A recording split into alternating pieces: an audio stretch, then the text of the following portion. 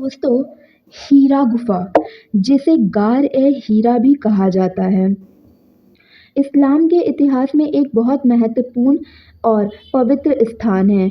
यह गुफा सऊदी अरब के मक्का शहर के पास स्थित है और इस्लाम के पैगंबर हज़रत मुहम्मद सल्लल्लाहु अलैहि वसल्लम को यहीं पर अल्लाह की ओर से पहली बार प्रकाशन प्राप्त हुई थी।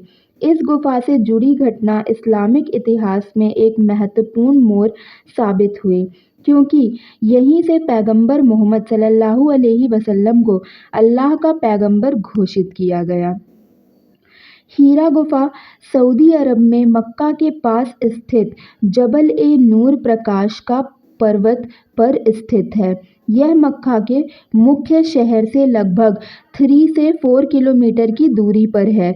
यह पर्वत लगभग 640 मीटर और 2100 फीट ऊंचा है और गुफा पर्वत की चोटी के करीब है। गुफा तक पहुंचने के लिए काफ़ी चढ़ाई करनी पड़ती है और यह एक छोटा-सा संकीर्ण स्थान है जो लगभग 1.5 मीटर लंबा और 1 मीटर चौड़ा है। यह गुफा मक्का की पवित्र मस्जिद काबा की दिशा में खुलती है और यहाँ से काबा को देखा जा सकता है। गुफा की स्थिति शांत और एकांत में है, जहाँ पैगंबर मोहम्मद सल्लल्लाहु अलैहि वसल्लम ध्यान करने के लिए जाया करते थे। हीरा गुफा इस्लामिक इतिहास में इसलिए महत्वपूर्ण है क्योंकि यहीं पर पैगंबर मोहम्मद को पहली बार अल्लाह की ओर से प्रकाशना प्राप्त हुई थी। पैगंबर मोहम्मद सल्लल्लाहु अलैहि वसल्लम अपने जीवन के पहले 40 वर्षों तक मक्का के समाज में एक सामान्य व्यक्ति के रूप में जी रहे थे। हालांकि वे हमेशा से सच्चाई, ईमानदारी और अच्छे आचरण के लिए प्रसिद्ध थे और उन्हें लोग अल-अमीन, भरोसेमंद और अस-सादिक, सत्यवादी के नाम से जानते थे। मक्का के समाज में फैले बुराइयों और मूर्ति पूजा से दूर पैगंबर मोहम्मद सच्चाई की खोज में अक्सर अकेले समय बिताते थे और अल्लाह की उपासना करते थे। इस उद्देश्य से वे अक्सर हीरा गुफा में जाते थे, जहाँ वे एकांत में ध्यान और इबादत करते थे।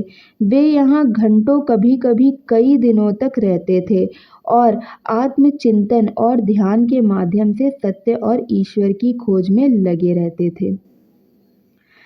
610 ईस्वी में जब पैगंबर मोहम्मद 40 साल के थे, रमज़ान के महीने में वे एक बार फिर हीरा गुफा में ध्यान कर रहे थे।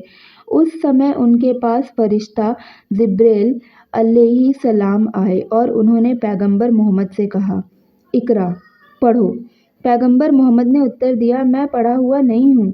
फरिश्ता ने फिर 2 बार इक़रा कहा, लेकिन पैगंबर मोहम्मद ने फिर वही उत्तर दिया कि वे पढ़े लिखे नहीं हैं। तीसरी बार फरिश्ता जिब्रील ने उन्हें कुरान की पहली आयतें सुनाई, जो कुछ इस प्रकार थीं।